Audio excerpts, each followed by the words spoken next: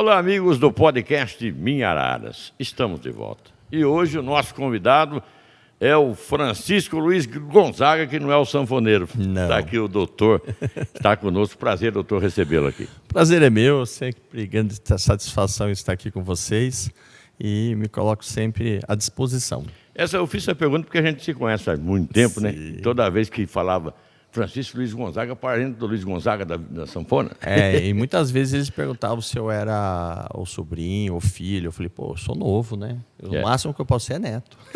Mas você é sobrinho de um homem que foi muito famoso na cidade, Dr. Nelson Salomé. Sim. Vocês trabalharam juntos, eu me lembro disso, né? Sim, o meu tio foi um grande foco na minha vida. Ele sempre me ajudou. Ele sempre foi um grande exemplo, principalmente no que a gente nas questões profissionais, mas de vida também, de conduta. Ele que influenciou na tomada da minha decisão pela ginecologia obstetrícia, que muito embora ele também era anestesista e trabalhou com muitas coisas aqui. Quando chegou na cidade, tínhamos poucos especialistas e ele tinha que fazer, né? Fazer um pouco de tudo. Porém, a atividade como obstetra era muito forte. E desde a faculdade ele já me chamava, ele chegava no hospital, estava de férias, daí ele ligava lá, pronto para ir para o clube, alguma coisa, daí ele ligava lá, era 5h30 da manhã, tocava o telefone, não tinha celular, nada, né? Ele fazia esse serviço. Aí ele falava assim, ó, chama lá o Frank. Vem me ajudar, vem me ajudar. E a gente ia, e eu aprendi muito, né? E depois também colaborei, trazendo lá da Unicamp, da minha formação, uma série de condutas, e a gente foi crescendo juntos. Foi muito legal, tanto na questão profissional e depois ainda um pouquinho também na parte política. Muito bem. A gente falou do Dr. Nelson, que é seu tio, e ele que me incentivou, né, com certeza. Certeza. E aí, antes de você se formar, ele já te convidava para acompanhar alguns partos para você já pegando a prática ali, vendo como é que era, não é assim? Isso. Eu presenciei algumas cenas assim. Hoje eu sou preceptor da residência médica aqui em Araras, com a Faculdade de Medicina. Hoje nós temos isso oficializado, né? Então, são os residentes, nós temos, né? Os residentes e os internos, né? Nós já temos o primeiro grupo de internos agora, de 5º ano, que já está passando na Santa Casa.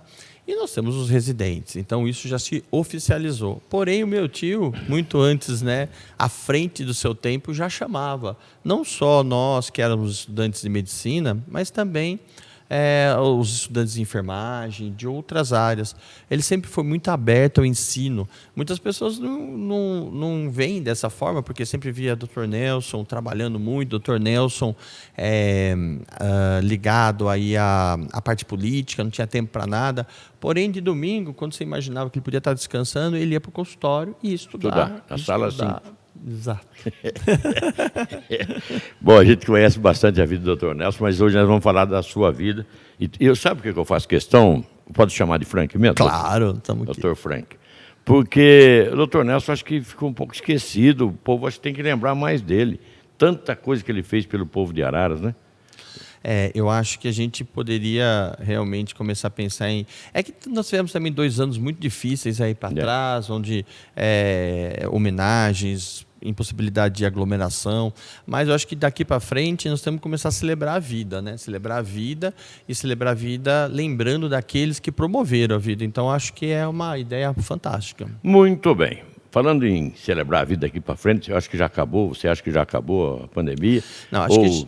Não. Eu acho que a gente tem que tomar cuidado. Porém, nós temos que... Tudo na vida é uma questão de custo e de benefício, né? Então, muitos reclamaram porque tal governador fechou tudo, tal governador fez... Nós temos que entender que nós tivemos uma situação difícil em que pouca gente, aliás, ninguém sabia exatamente o que fazer adequadamente.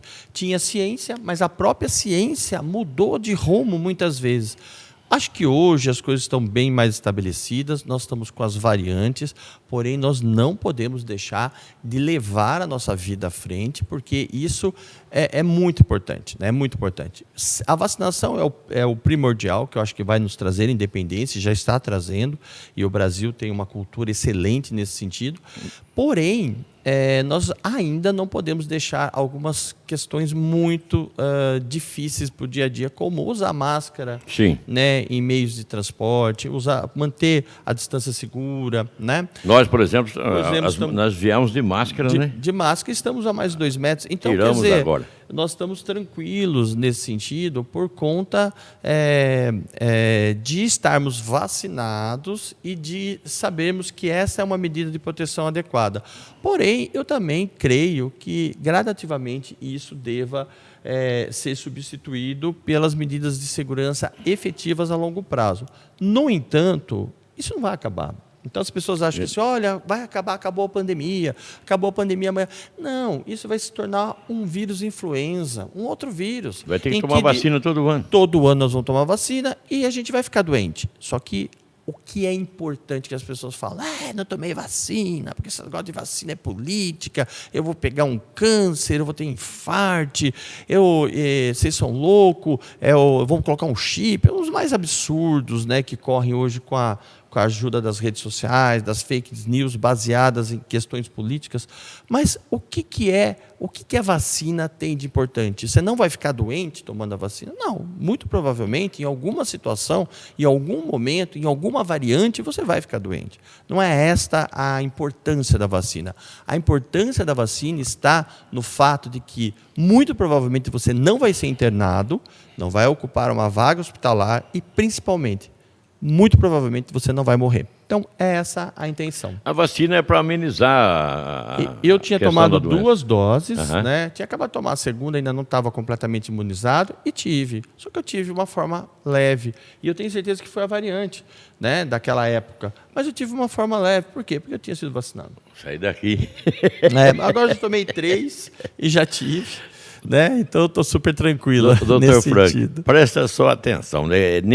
Nesta época, pandemia, todo mundo recluso, né? Pelo menos era para estar, né?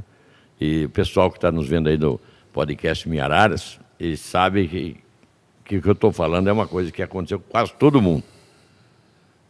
Aquele que ia no barzinho queria ir, mas não podia, né?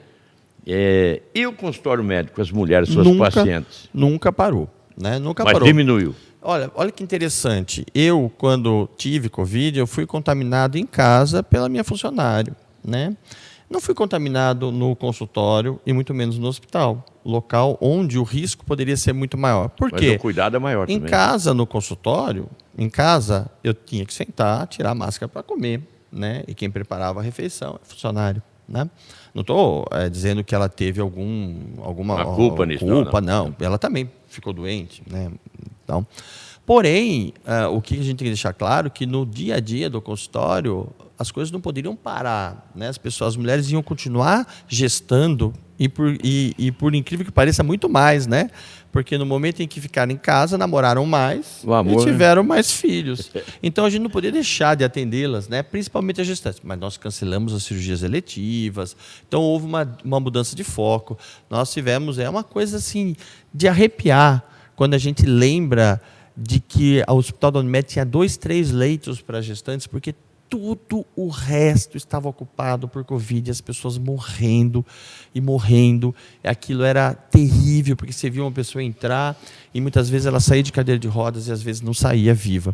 Então, foi uma situação assim drástica que eu acho que espero que nunca tinha passado, não, espero que as próximas gerações não passem o que historicamente nós vivemos. E o que nos livrou disso, hoje tem aí 1 ou 2 meses que nós estamos com 1 ou 2 internações em enfermaria, nós não estamos nem mais internando os pacientes em UTI há muito tempo, morte por Covid há muito mais, é exatamente corroborando aquilo que eu falei para você, da importância da vacina. Eu tomei as 2 doses, né, de Coronavac, naquela época como médico, eu fui um dos primeiros grupos de risco para serem vacinados. Sim. Né? E daí as pessoas falam assim, você está tomando Coronavac, você está tomando a vacina da China. Vai virar o jacaré. Eu vou esperar, eu vou ver qual.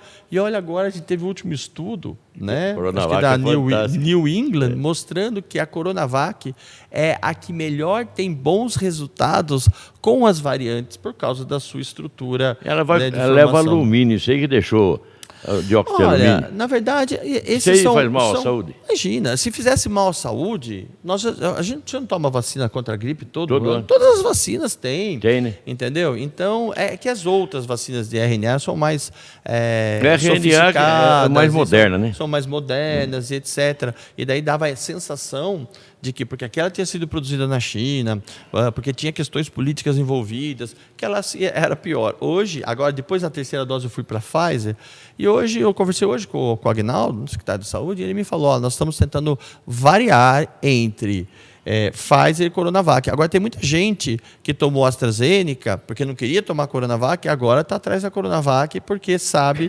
entendeu? Eu tomei as duas Coronavac e tomei a Pfizer na terceira dose. O meu já. foi igual ao meu. Então, eu me sinto imunizado, rapaz, estou mais tranquilo, mas não deixe de usar máscara, o álcool está ali, né? A gente tem que fazer isso. Bom, doutor, que as pessoas deixaram um pouco de ir ao médico de medo, deixaram. Sim, sim. O meu consultório, ontem, eu saí às 8 do consultório. Por quê? Porque tem as pacientes que já nos procuraram por questões específicas, de doença, de sintomas, e as que nos procuraram porque estão há 2 anos sem fazer exame preventivo, sem fazer mamografia, né, preocupadas, entendeu? Né? Levei bronca de paciente que falou que a sala de espera estava muito cheia. A gente deixa a porta aberta, mas eu não tenho como evitar que elas me procurem, porque nesse momento elas voltam, mas agora com muito mais segurança. E agora né? está mais tranquilo. Bom, a gente vai voltar, eu acabei falando da pandemia, porque nós chegamos aí. Mas eu quero voltar um pouco mais, retroceder um pouco mais na sua vida, doutor Francisco. Luiz Gonzaga, meu amigo Frank, né? Você se formou que ano? Eu me formei em 1992. Unicamp. Na Unicamp, Universidade de Campinas. Aí você veio para Araras, eu já morava aqui. Daí depois, em 92 eu me formei, mas eu vim para cá em 96, porque é quando eu acabei a residência. Depois daí tinha eu fiz os anos de residência e cheguei aqui em 96. Fevereiro de 96 eu me casei e daí comecei a clinicar. Já tinha assim uma atividade, né? Acompanhava meu tio, mas comecei a clinicar mesmo nessa época. Bom, já faz um bom tempo, uns 30 anos já. Vou fazer 30 anos de formado o ano que vem. 30 anos de formado, apesar de não parecer, né?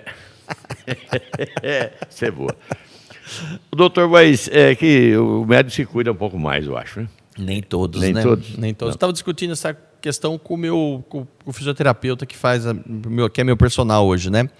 Ele está vendo que nós tivemos uma geração, que é a geração do meu pai, né, que bebia muito, muitos, né, fumavam sem se preocupar, então não teve uma qualidade de vida muito boa pensando no futuro. Daí parece que veio uma geração que ele acredita que é esse momento, onde a gente tem pessoas que se cuidam mais do ponto de vista de atividade física, às vezes trabalha muito, mas tem uma dieta um pouco mais balanceada, bebe menos, fuma, não fuma, etc. Mas nós temos várias exceções nesse período aí, de médicos também, que acabam adoecendo e morrendo mais cedo por conta disso. O médico que fumava era uma incoerência muito grande, né? E ainda tem, né? Tem. Não vou falar quem é amigo nosso. Ai, meu Deus. Bom, aí você tem não é um hiato, mas eu acompanhei sua carreira por causa do seu tio e tudo mais, mas quando você foi secretário de saúde, faz um tempo já isso aí, quanto tempo você ficou na secretaria? Eu acredito que eu fui o que ficou mais tempo, não tenho certeza absoluta, mas acho que foi o que mais tempo, porque eu entrei assim como, logo depois que o Brambila saiu da Secretaria de Saúde, porque ele teve vice, uma dissociação aí com o Meneghetti na época, ele era vice, sim. E ele era secretário da Saúde. Aí, então, ele teve aí aquela confusão típica dos momentos políticos, né? Ele saiu e, naquele momento, o Meneghetti queria alguém mais jovem, faz 15 anos, né? Eu tinha 40 anos, 39 anos. Então, ele queria alguém mais jovem. E a ideia dele era que a gente pudesse ter alguém em que fosse aprendendo e desenvolvendo. Talvez tivesse ideias de pouco vício, né, na atividade política lá e de gestão. Queria virgem na política. Em outras palavras, né? Em outras palavras, eu acho que ele queria... ele tinha tido experiência com outros secretários mais jovens, nos quais ele poderia... muitas vezes dar exemplos de como ele gostaria que as coisas funcionassem, sem criar muita... Porque quando você tem partidos políticos que sugerem, né, um secretário, um ministro e etc., esse partido político tem uma força que impõe um certo desejo de que as diretrizes sejam divididas. Né? E o Meneghetti, imagino que muito experiente na política, falasse, olha, eu vou lá, ele coloca um cara mais novo, e daí a gente vai meio que criando ele dentro daquela situação para que as coisas desenvolvessem. Moldando mais ou menos o nosso jeito. Né? Moldando. Aí meu tio participou dessa, ele não poderia assumir, naquela época ele estava como sendo deputado, então não poderia. Aí ele me sugeriu, para mim foi um grande prazer, porque eu nunca tive medo de enfrentar os desafios. Isso é algo típico da minha vida. Mas dia uma coisa eu tenho que falar para os nossos amigos do nosso podcast, que eu periodicamente ia te entrevistar quando você era secretário. Assim como fiz com os outros também. Da dengue. A dengue, a meningite. Lembra? A gente falava muito desse assunto. Então, mas eu quero voltar, né, nessa questão. Meningite, a dengue depois chegou emplacando mesmo, mas outras doenças, com a paralisia infantil, tudo, quase todas foram erradicadas com vacina, não foi?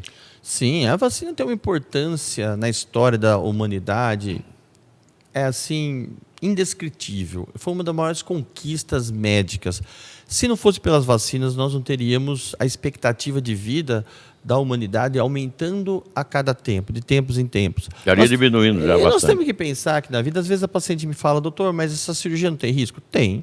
É um risco pequeno. Ah, mas então não tem risco. Não. Tem risco, mas é pequeno, porém, o benefício que você vai ter com ela é muito maior que o risco. Aí ela chega assim, então não tem risco, né?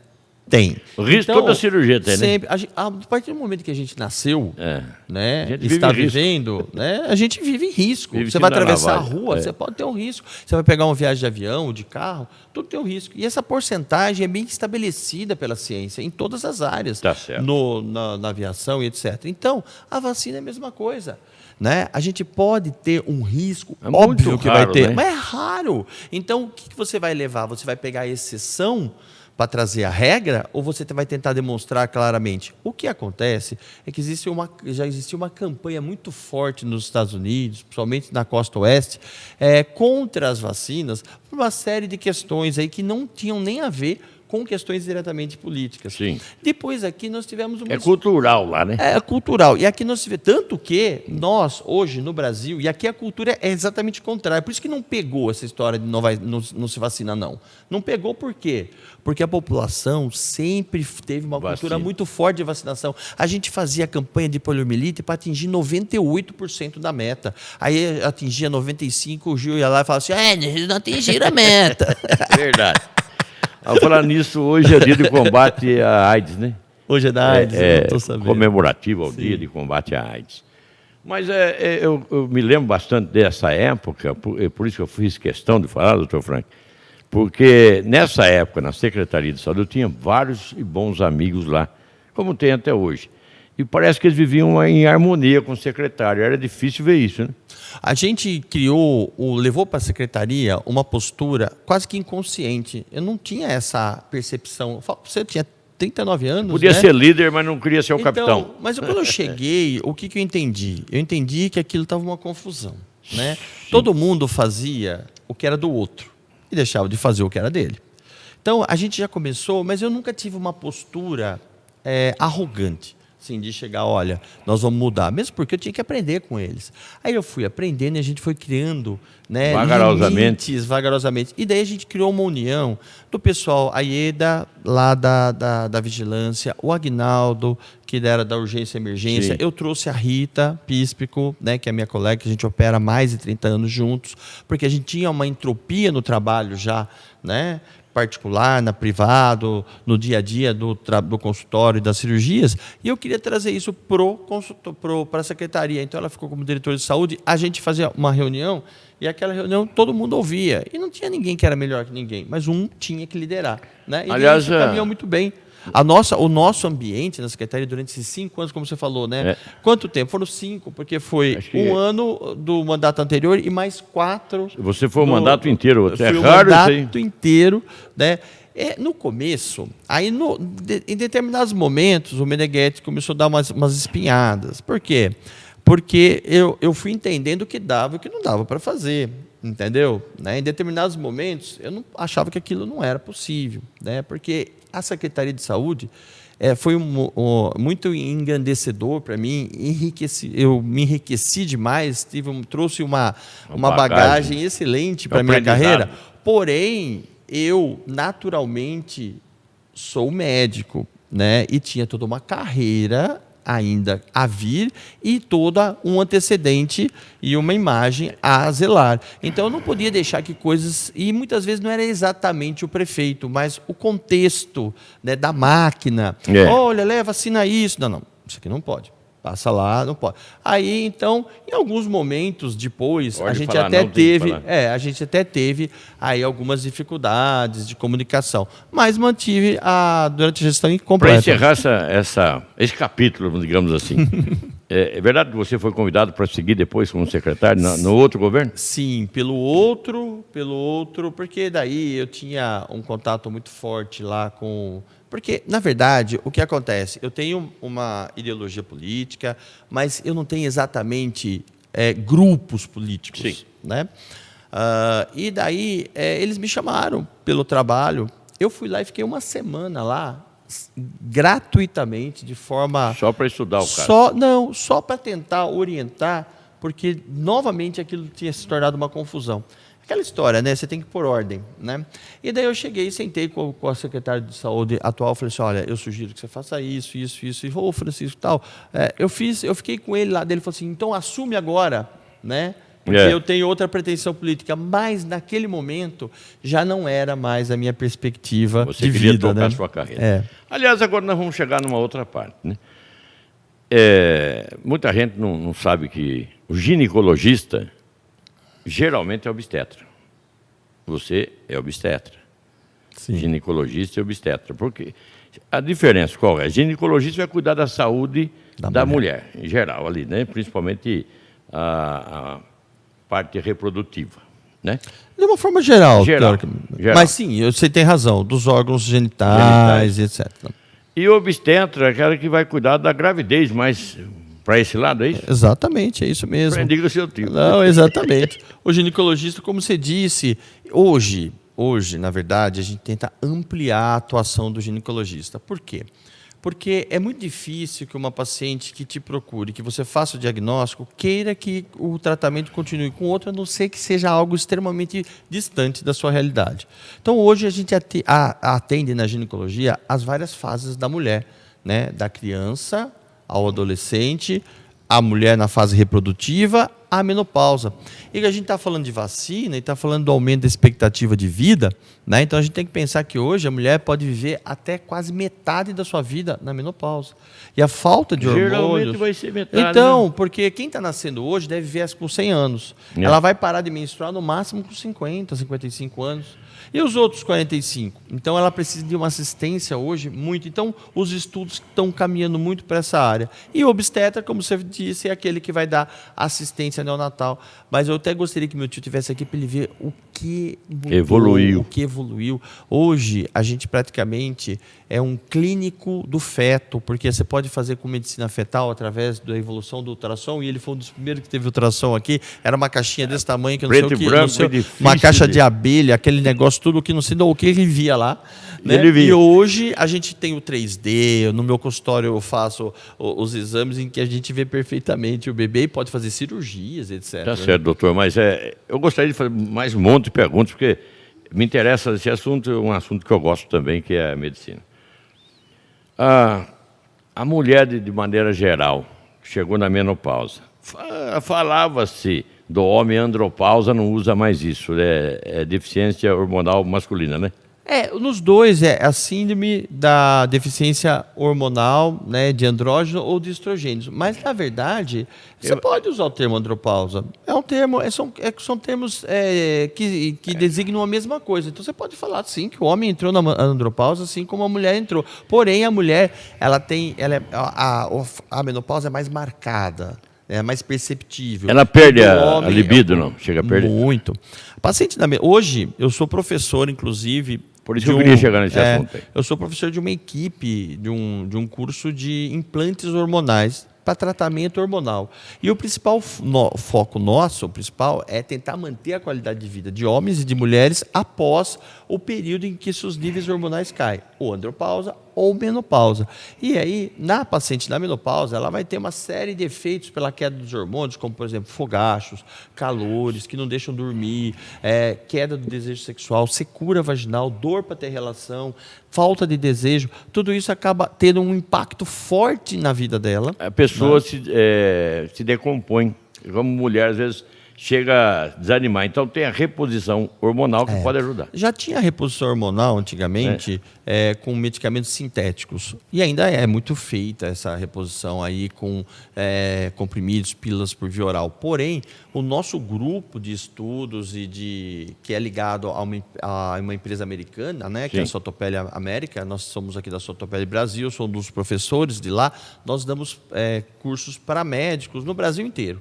E a cada 15 dias estou numa capital, lecionando, ensinando como coloca implantes. Porque hoje a gente entende esse implante, que é um comprimidinho que a gente coloca embaixo da pele e fica liberando hormônio, como a melhor forma de tratamento e a mais natural. Muita mulher tinha medo da reposição hormonal porque falava que era câncer. Da câncer. Quem já tinha alguém na família, então tinha uma predisposição muito maior. Então, muita gente deixou de fazer a reposição. O que nós temos que pensar? Qual é a chance de você ter câncer com terapia hormonal, né? E quem é que vai ter câncer como terapia hormonal? Se a gente botar todo mundo no mesmo balaio, nós vamos deixar de dar qualidade de vida para a grande maioria, para 95% das mulheres, porque 5% delas podem ter um risco de câncer. Então, a gente volta no custo-benefício. Aí é daquela hora, né? É interessante vale a pena correr esse risco? Deixar essas pacientes, porque eu vou dar um exemplo que fica bem fácil de entender. O paciente chega no consultório e fala assim: ai, doutor Francisco, eu morro de medo da câncer, não tomo hormônio, faz 5 anos que eu não tomo hormônio, mas meu marido largou de mim.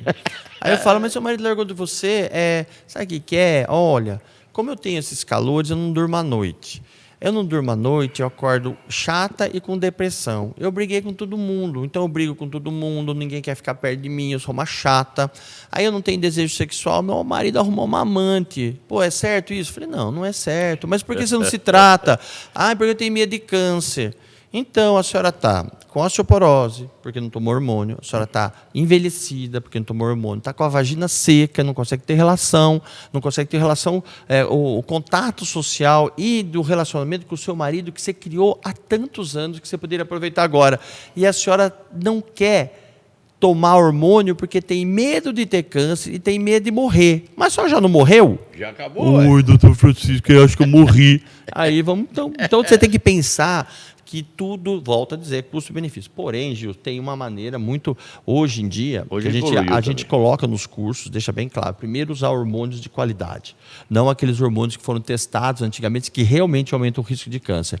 Depois, tentar entender geneticamente quem tem realmente o maior risco de câncer e tomar mais cuidado e dar uma atenção maior para essas pacientes.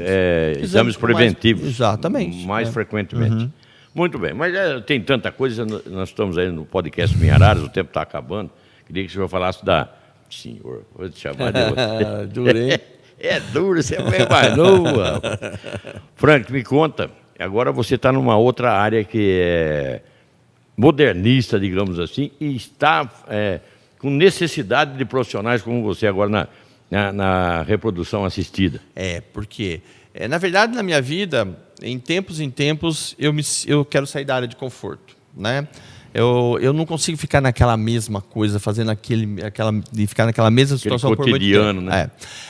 Uma das mudanças foi o ultrassom, né? Quando eu fui fazer a pós-graduação de reprodução assistida, eu fui fazer todos os cursos de ultrassom, porque também isso é intenso, né? Meio neurótico. Você tem que fazer, eu tenho que fazer bem.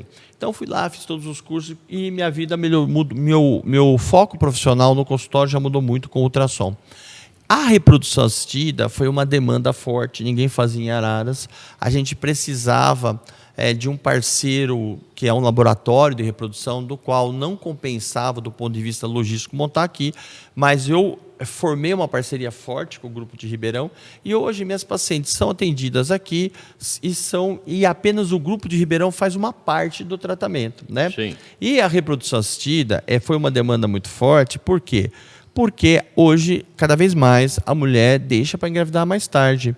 E aí diminui suas chances de gravidez. E quando ela quer engravidar, né, ela chega lá para os 38 anos, já fez pós-graduação, já se formou, já concorreu no mercado de trabalho. Aí ela fala, agora pronto, já fiz tudo que eu precisava na minha vida, agora quer ter filho. Só que nesse momento ela não consegue. Então é aí que nós entramos para ajudar essas mulheres a conseguir engravidar. E a grande vantagem hoje, Gil, custa caro. Então, isso que eu ia falar, exatamente isso. Sempre foi muito caro. Sempre né? foi. Desde né? a gente está falando, você está falando da época do Dr. Roger, né? Que deu toda aquela confusão. Aquela época, para você fazer um ciclo de reprodução assistida, a pessoa vendia o carro quando vendia a casa, né? A pessoa tinha que ter dinheiro. Tinha que ter muito dinheiro. Você até tinha pessoas mais simples, mas juntava todo mundo na família, fazia empréstimo, ficava endividado, era 40 mil reais. Né? Hoje, você pode fazer um ciclo de reprodução assistida por 25% disso Bem feito. Com chances muito maiores do que antigamente, porque os laboratórios evoluíram. Mas o que nós temos também, uma coisa bem interessante, são os programas de atendimento gratuito. Né? Como funciona isso? Hoje aumentou ainda mais as chances das pacientes conseguirem o tratamento gratuito. Por quê?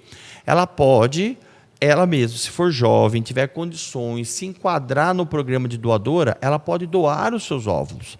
Aí, doando os seus óvulos, ela vai receber como retribuição, né, um tratamento. Porque a gente não pode comprar óvulos. No Brasil, isso não é ético, é proibido. Então, o que você tem que fazer? A gente oferece para essas pacientes, em troca da possibilidade dela ajudar outras pacientes, outras mulheres que precisam, que já não têm mais óvulos, interessante isso. elas podem realizar um tratamento de 15 mil reais, de 14 mil reais, sem custo ou com um custo muito baixo.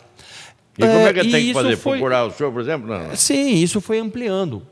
Por exemplo, hoje sou uma mulher, um casal, que eu tenho 40 anos. E eu não consigo engravidar porque eu já não tenho mais óvulos. Só que eu arrumei uma prima, né, uma amiga, alguém que tem 28 anos e que os óvulos, porque a gente não pode usar óvulos de pessoas muito velhas nas novas, porque não vai dar certo e não é justo com elas, né? Então, o que a gente faz? Porque a qualidade desses óvulos não é tão boa. Então, a gente faz, olha, traz a pessoa que você arrumou, vamos ver se ela se enquadra. Ela se enquadrou, aí essa pessoa que vai doar, ela é uma doadora, assim, ela faz porque ela quer ajudar, né? Porque ela quer ajudar a amiga, então ela está fazendo algo sem cobrar nada por isso, então ela doa os óvulos. Quando ela doa os óvulos, a gente transfere o benefício para a amiga. Então, você necessariamente não precisa ser a doadora dos óvulos para receber o benefício do tratamento. Uma amiga que você levar. E agora a lei mudou de novo. Então, pela nova lei, você pode agora, porque assim, até então, tudo isso tinha que ser anônimo, né? Eu não poderia saber quem está doando os óvulos para mim, né? Para aquele casal e nem o esperma. Porém, agora, com a nova lei, parentes de até 3º grau podem doar, por exemplo, uma filha pode doar para a mãe. Eu estou com 2 casos em São Paulo, estou atendendo em São Paulo já quase um ano, eu estou com 2 casos em São Paulo que a filha vai doar para a mãe. Então, ela vai doar primeiro para o laboratório, né, uma carga de óvulos, aí ela ganha um benefício e ela decidiu que ela vai usar, e a mãe não vai pagar nada. Ou, quer dizer, nunca não é nada. É alguma coisinha. Sempre tem, mas assim, de perto do que não é praticamente nada. Doutor Francisco Luiz Gonzaga, meu amigo Frank, está aqui no podcast Miararas. Eu gostaria... Nossa, nós temos a satisfação em falar com você, porque o assunto vai se desenvolvendo, mas o nosso tempo já acabou. E eu gostaria que você ficasse aí à vontade para as suas despedidas ou mais alguma colocação que você queira fazer. Por favor. Eu que agradeço. Desde já, obrigadão de ter vindo, viu? Não, eu que agradeço, espero que tenha sido produtivo, que vocês tenham gostado de saber um pouquinho do dia a dia e tenham trazido algumas informações também que são pertinentes. E sempre me coloco à disposição, né, para vir até aqui, porque isso para mim é um grande prazer. Falar, para mim, nunca foi difícil, né? Às vezes até demais. Então é um grande prazer estar aqui. Tá aí, falei então com o doutor Francisco Luiz Gonzaga, o Frank, e você está aí conosco, nosso muito obrigado. E é claro que a gente fala sempre, o podcast Minha Araras traz aqui pessoas que fazem a diferença. Eu criei isso, falar isso que faz a diferença. Todo mundo pode fazer a diferença de um jeito ou do outro, mas a gente está trazendo pessoas que têm assuntos interessantes para você que está aí vendo. Um grande abraço, muito obrigado por estar conosco e até uma próxima.